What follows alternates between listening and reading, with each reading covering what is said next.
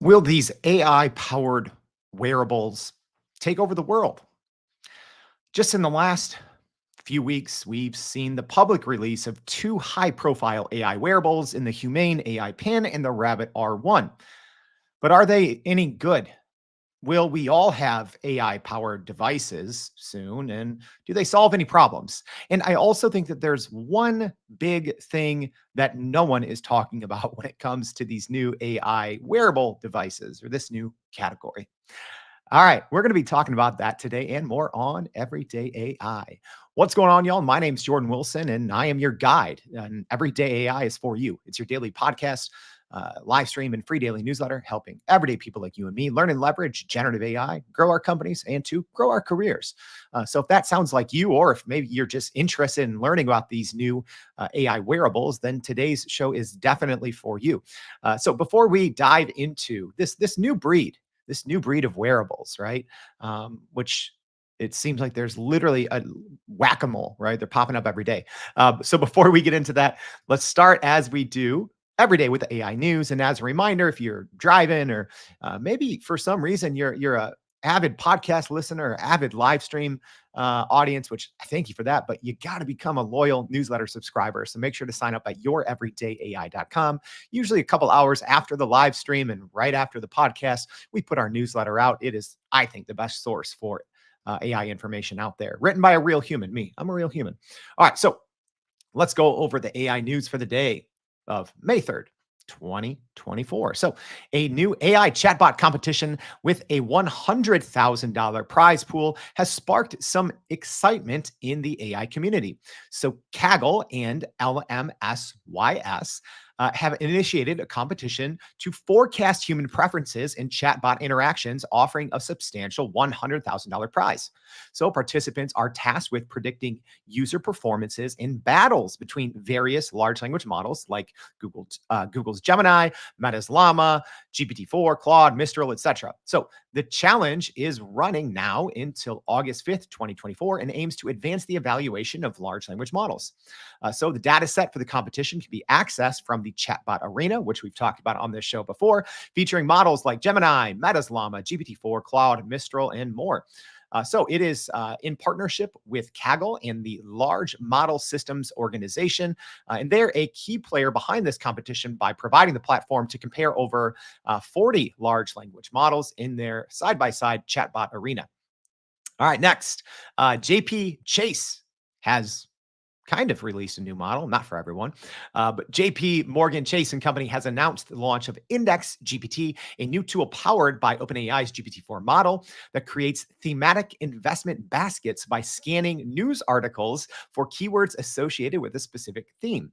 JP Morgan Chase is utilizing advanced AI technology to create this new investment tool. Index GPT generates a list of keywords related to a theme and uses natural language processing to identify relevant companies for investment. This tool could revolutionize thematic investing and potentially outperform traditional methods. Right now, the product is designed just for investors who are interested in thematic investments based on keywords and with associated themes. So it doesn't look like this will be a general public release. All right, we actually have two more pieces of news. We got a lot going on today, but is OpenAI coming for Google with a new search engine? According to some recent rumors, OpenAI may be planning to launch a search engine instead of a flagship model at an upcoming event in May, potentially upstaging Google's annual developer conference. OpenAI, at least according to some reports, is expected to release an in-house search engine at an event potentially next week. May 9th is the rumored date. So nothing confirmed there. This is very much a rumor, but that time and date is according to one very prominent Twitter user who has successfully talked about many OpenAI rumors in the past that have ended up being true. An important date, right? That May 9th kind of leak, as Google is scheduled to hold its annual developer conference on the 14th of May. So OpenAI may be motivated to build a Google search alternative due to some people now just using ChatGPT like a search engine. Also, important to know that Sam Altman, OpenAI CEO, did say something relevant on this in a podcast interview in March 2024 when talking about the intersection of large language models and search. He said, and I quote, "I don't think anyone has cracked that code on that yet. I would love to go do that." At that point, the OpenAI search product had already been widely reported, as we even talked about it here the month prior in February. That's why you got to read every day. All right, last piece of AI news, and then we got a lot today. But Microsoft's fear of Google AI has actually led their investment into OpenAI, right? So internal emails just released as part of the U.S. Department of Justice antitrust case against Google revealed that Microsoft's concerns about Google's scarily good AI capabilities, particularly in areas like Gmail's autocomplete, actually led or contributed to their investment in OpenAI. So Microsoft CTO Kevin Scott's warning about being years behind competitors like Google in AI capability highlighted the urgency for catching up in the rapidly evolving AI landscape. So the emails also emphasize the timeliness of their decision to invest in OpenAI, reportedly bridging the gap and accelerating the integration of advanced AI technologies like GPT-4 into Microsoft products. All right, a lot of news. So we have more. Make sure to check out youreverydayai.com for that. And hey, I'm excited about today's show. So wearables, right? AI wearables. Are these the next new big thing? Is this the next mobile phone? Are we going to stop using or stop needing mobile phones, right? Are we just going to be using these AI wearables, these new AI devices? It's a brand new class, right? So let's talk about them quick, and we're going to go over them in a little bit more detail. But I want to just start high level and say, do we actually need these devices, right? So I'll say right now that there's probably, 3 to 5 main devices. So I would say it is the Humane AI pin, which is something that you can kind of wear on your shirt. There's kind of a way to, magnetize it and wear it around. There's the Rabbit R1, which is this little, cute little orange thing with a scroll wheel and animated bunny, but same thing. So I'd say the Humane AI pin in the Rabbit R1 are pretty closely related in terms of feature set and functionality, and kind of the main features. And then you also have the Meta AI Ray Bans, which shout out to our winner. I already emailed her. We'll be shipping those out here soon, but we gave away these Meta Ray-Ban glasses to celebrate our 1 year anniversary. So I'd say these are probably the three big devices right now with wearables. There's more, and we're going to talk about some others, but a couple things to keep in mind here. One is price, right? I mean, even just the Humane AI pin is $699 with a $24 monthly subscription, which is fairly steep. The Rabbit R1, I think, is a little more affordable, $199. I don't believe it requires a monthly subscription. And then you also have the Meta Ray Bans as well that start at $300. So here's essentially what they do. It's more or less two things, right? Like a lot of these wearables, there's two different categories. I do think these three are probably the most popular: the Humane AI pin, the Rabbit R1, and the Meta glasses. But there's others, right? So you have the Limitless. Their kind of pendant there, which used to be called the Rewind. So you have the Limitless kind of AI device there, which this one is a little different, right? So the first three that we talked about, the Humane AI pin, the Rabbit R1, and the Ray-Ban Meta glasses they have the capabilities of vision, right? So more or less computer vision, right? So, which is important, and we're going to talk about that here. And then I do think you have this other kind of this other breed, such as the limitless pendant and other pendants that you can either clip on yourself or wear them as a necklace. These ones aren't don't have a camera, don't have vision, whereas the first three do. But these ones are more, their main feature set, their main capabilities is to constantly listen in on your conversations, right? Transcribe everything, and then it just kind of acts as a second brain. So then a lot of these devices then have a companion app, at least more of the pendants, the necklaces, the wearables. They essentially record conversations all day, they transcribe them, and essentially it's a second brain. You can talk to a companion app, or in sometimes, also click, right? So you could click and talk to them as well. So think of it like as a hopefully smarter Siri or a large language model connected Siri. That's another huge benefit to these is, you can talk to these models both like you would a smart assistant like a Siri or an Alexa, except hopefully it's much smarter because they're all, tapped into a large language model, most of them using OpenAI's GPT-4 API. So having that capability to have kind of the convenience and the accuracy of a large language model wherever you go. And then, like I said, the first three then combined with, computer vision. So there's great capabilities. Some of them also can perform actions on your behalf, right? So that was the big kind of marketing angle of the Rabbit R1. They called it a large action model, to where you could kind of train it to perform actions on your behalf. And then one or two of those pendant types can do that as well. So there's kind of this different category of things that they can do or can in theory do, but it can record your day, take pictures, see, you can talk to it like a smart assistant. All right. I don't want to go through every single wearable, but essentially they fall into those two and a half categories, right? So it can see and interact with it. You can speak to it like an assistant, and it can also, some of them can record more or less, record and transcribe your conversations. So it's just a running collection of your day, right? That you can talk to. So I'm curious for our live stream audience, and thanks for tuning in. Or hey, even if you're on, the podcast, hit me with an email. Let me know. Check the show notes. I always put a link back here to the live stream, and also, you can reach out via email as well. But I'm wondering, what is your take on all these AI powered devices? Are you very excited, and are you going to buy multiple of these, AI wearables? Are you B, pretty excited, and maybe you'll buy one? C, not really excited and might not buy any, or D, not at all excited and you're definitely out, right? So I'm curious, are you A, all in? Are you D, all out? Or are you something in between?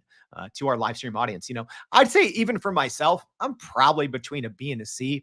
Um, I'm a realist, right? I love technology. I love devices. I obviously love AI because I talk about it every day, right? So, which is why, as an example, when the Apple Vision Pro was announced, everyone in my DMs and emails, friends are like, "Oh, Jordan, you have to be all in with this new Apple Vision Pro," and I'm like, "Absolutely not.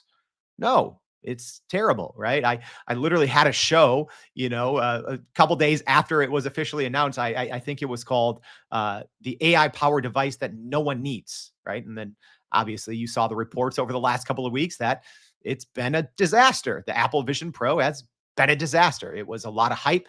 They had to scale back production. Their stock is taking a hit because of it. And I think for the most part, I'm on the same train, at least right now, with these wearables.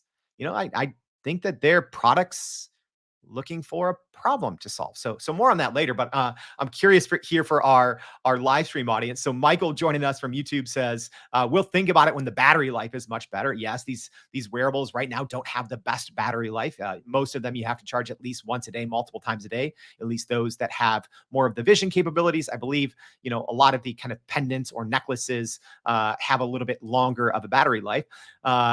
Harold, I think I'm similar to what Harold is saying here. Said, I will wait for the second version. Yeah, for these, I would not be someone getting on the first version yet.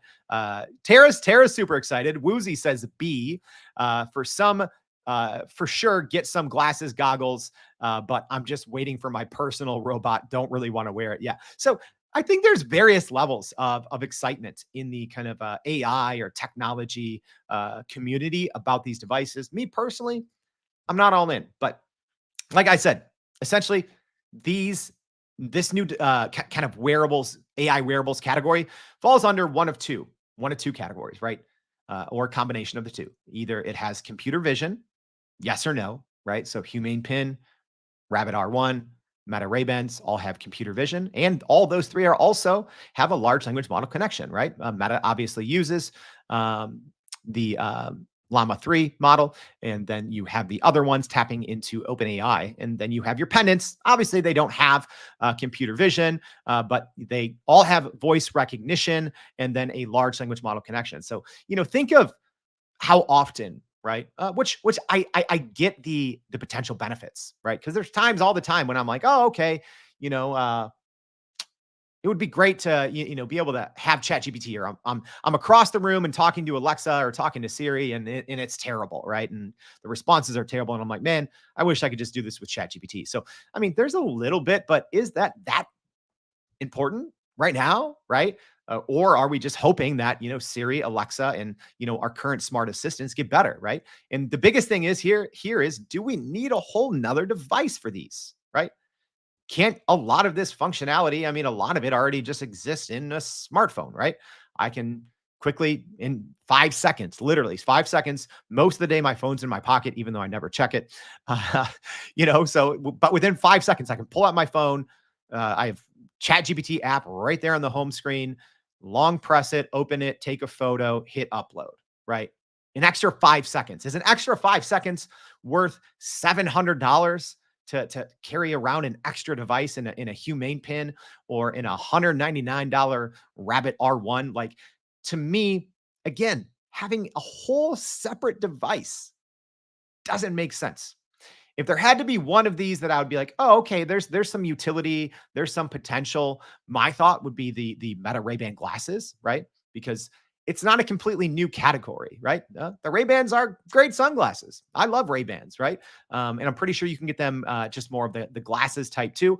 I've seen online a lot of people are just kind of putting their own lenses in there, or just putting clear lens and wearing them around as a fashion statement. But yeah, they have a somewhat noticeable camera. And when you are recording, luckily, because we do have to talk about privacy, but when you're recording on those, luckily there's a light. But for the most part, you can wear those around. If you generally wear normal glasses, sunglasses, I have a pair of Ray-Bans that look exactly like that. So for me, it wouldn't be too out of the ordinary, or it wouldn't be too much extra strain if I wanted that extra feature and functionality, right? Like, I recently took some trips in another country last month. I think it would have been cool in some instances to just have those Ray-Bans on. I had sunglasses on. I think I was probably wearing Ray-Bans anyway. So it would have been cool to say, hey, Meta, what's this? Or, hey, Meta, where's the closest coffee shop? Or, what landmark am I looking at, right? Like, so some of those things might have been kind of cool. But again, you can just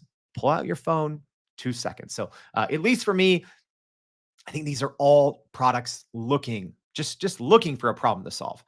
So I mean, that's my take. But what's been the public reaction so far, right? Because who cares what I say? What about all these smart tech reviewers?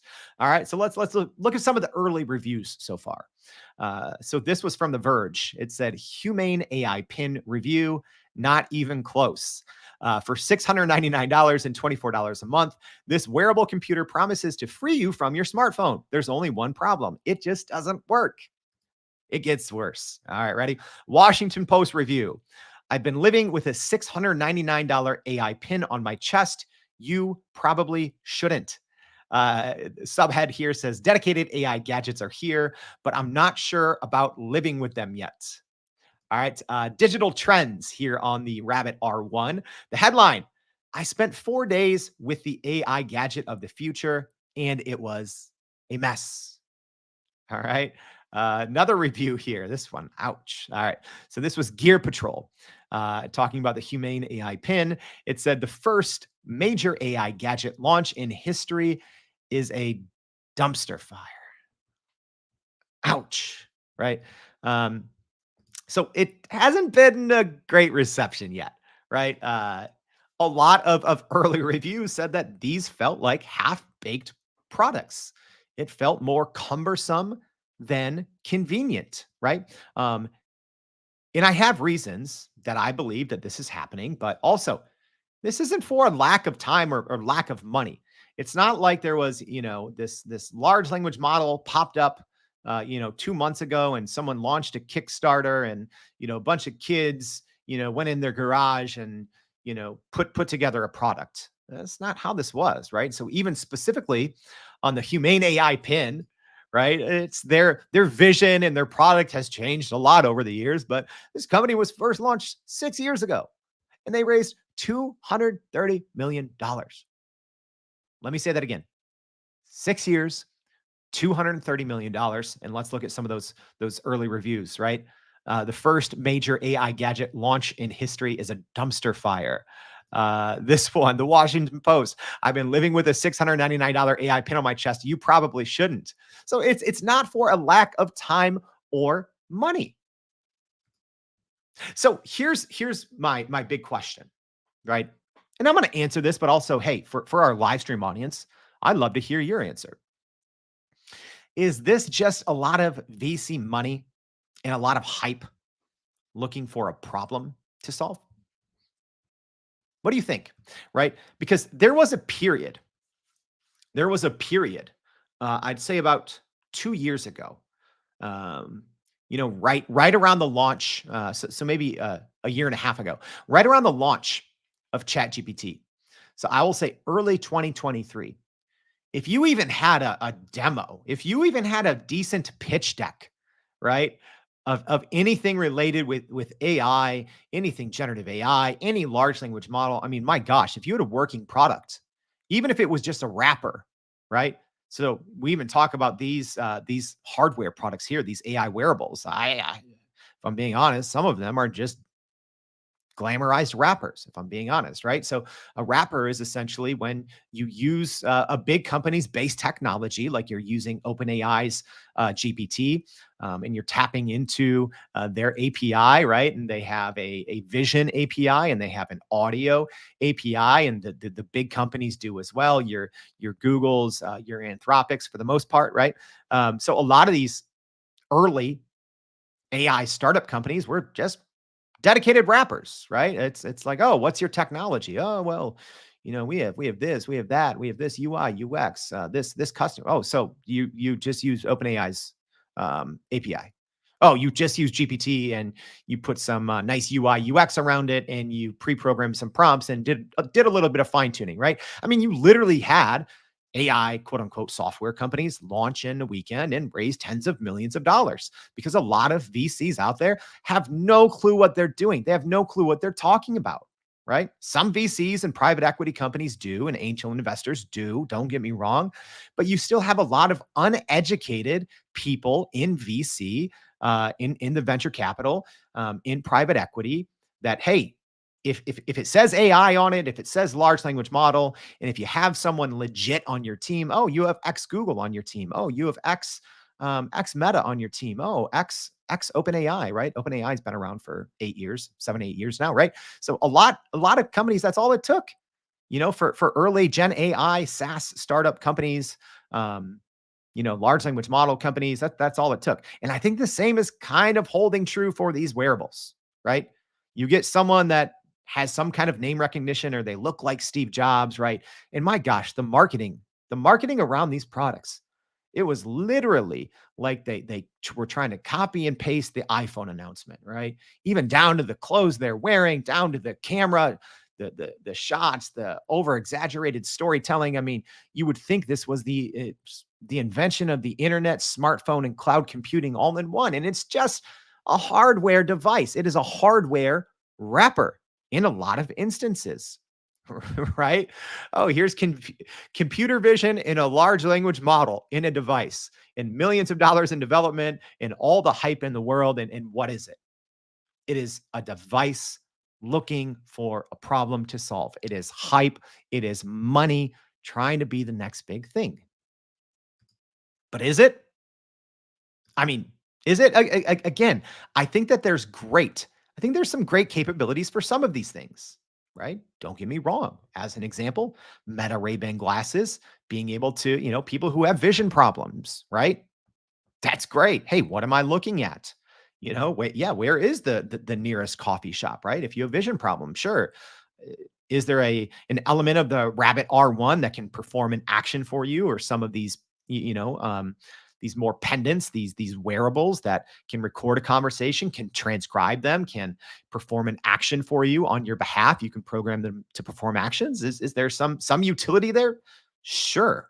But you have to go back and say, what actual problem is this solving that can't already be solved with our current devices, with what technology, with what hardware we currently have available to us, right? Because when you look at all the recent tech advancements, right?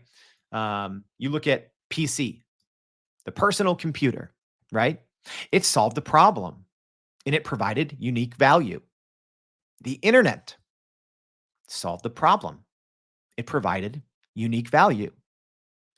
Cloud solved the problem, provided unique value. Mobile phones solved the problem, provided unique value. Generative AI solved the problem, provided unique value. AI wearables looking for a problem, searching for unique value. Because again, so many of these capabilities right now we already have. We already have. That's the thing that I think people don't understand. Um, I think there's this thought or this concept out there, and there has been for a while, that, oh, smartphones have been around for so long, it is only human nature. It is the tech cycle that, in theory, cell phones have to be phased out, right? Just like the PC or desktop computer is going to be phased out, right? Like we've been hearing that for, since the laptop came out and since smartphones. It's like, guess what, y'all? I'm currently on a desktop computer, right? They're not phased out. I have two desktop computers. So I think people are running and assuming, and they're just grabbing this shiny object that is AI, that is generative AI, that is large language model, and they're just putting it and packing their hopes and prayers and dreams and VC money into a new shape and saying, oh, smartphones are going away. Smartphones aren't going away, period. Right?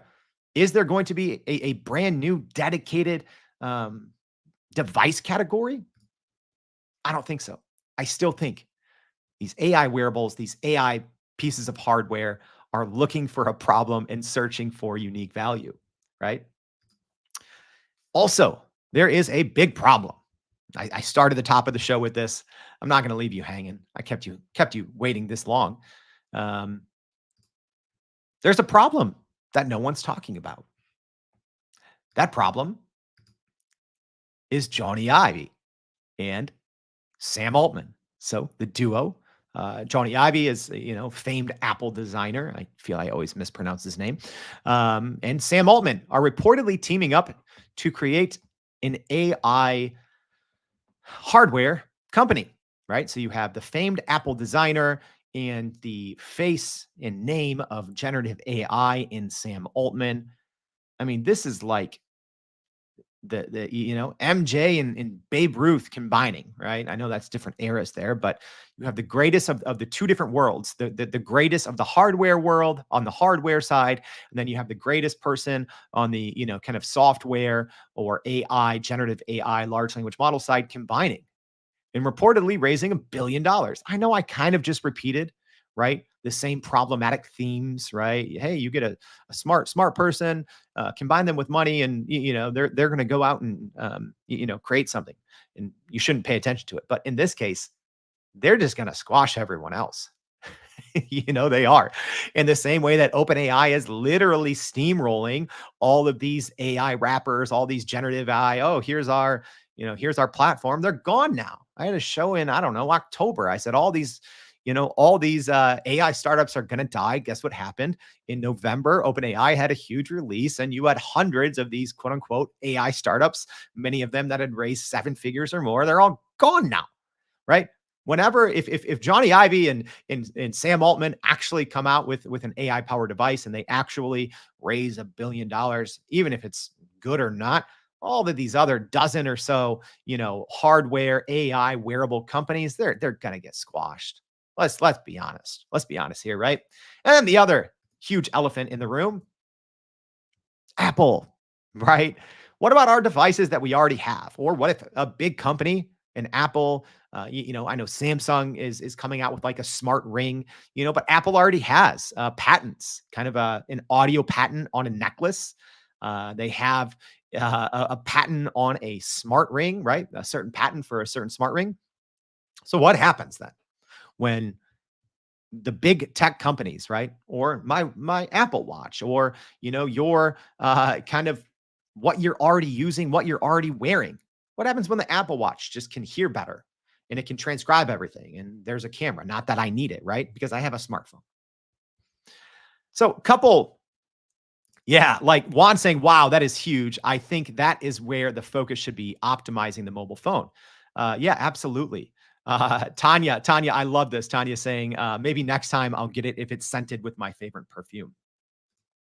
Douglas here with a great comment. Yeah, remember Google Glass a decade ago? Yeah, we've already been through this cycle. Google Glass, I feel bad. This is a great product, 10 years ahead of its time. Now you have the Google Glass Next or whatever it's called. But yeah, this has already been attempted before. People have been attempting to get rid of smartphones for a long time. And you could argue that smartphones are arguably one of the most important pieces of technology in human history, right? Obviously, you first needed the internet and the personal computer, but those are the shoulders the mobile phone is standing on. Do we need to get rid of the mobile phone? I don't know. It's the same way we've been talking about for decades. Traditional cars are going away, flying cars, new modes of transportation, right?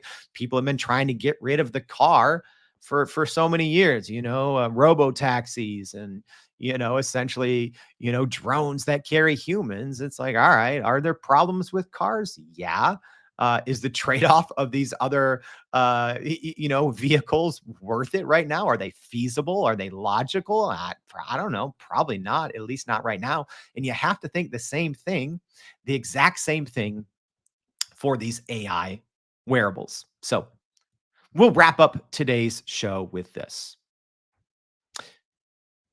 All these AI powered devices, the AI wearables, do we actually need them? No, I don't think we do. I think for the most part, they are devices, a category looking for a place to belong. They're looking for a solution. And a lot of times, they're just VC backed, private equity backed startups just trying to cash in on hype. They see the money.